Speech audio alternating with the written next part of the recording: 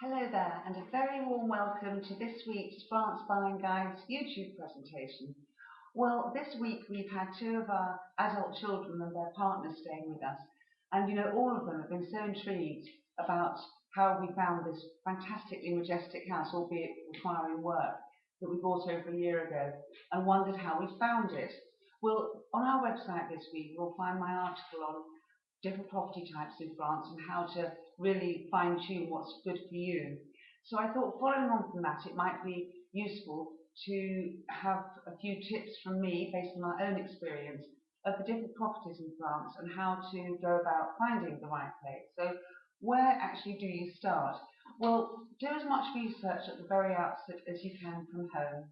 Give yourself time. If you set out with the attitude that Rome wasn't built in a day and that finding the right place might not happen straight away, then you're definitely off to a good start.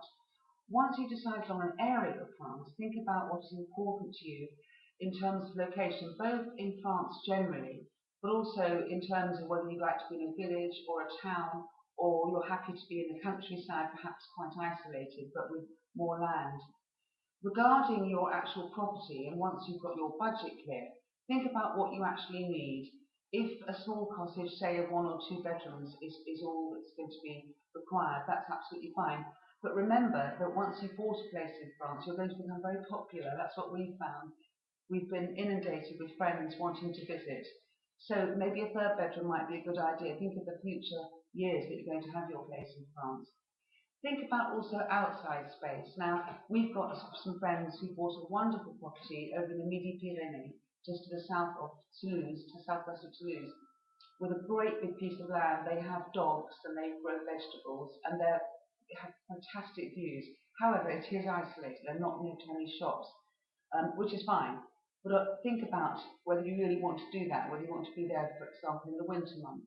You might prefer perhaps to be in a village, as we are, where you have at least basic facilities and it's a bit more of a community. Just consider what's important to you, and once you have a clear idea of your criteria, contact some agents. Don't be persuaded by them to steer away from what you want. The more you fine-tune what you want and tell them, the more you're likely to find your place more quickly. Mr. Fixit and I took at least 3 trips, it might have been 4, I think, before we finally bought this property. We went to 2 different areas and finally realised we love the south of France, the Languedoc-Roussillon, where we are. But even then, we took quite a long time just to find this place. You do have to give yourself time, and don't think about it as a working holiday. That's what we did. When you look at properties in France, you'll probably once you get your viewing trip planned, you'll have appointments set out. But make sure you leave yourself enough time in between them because it does often involve a lot of driving. Some of the properties are located far from each other. Give yourself a good sort of lunch hour off, or perhaps even a day off on say, a week or 10-day viewing trip. Further to that, we have lots of information on our website here. If you'd like to email me too, please do so. I'm always happy to answer your questions.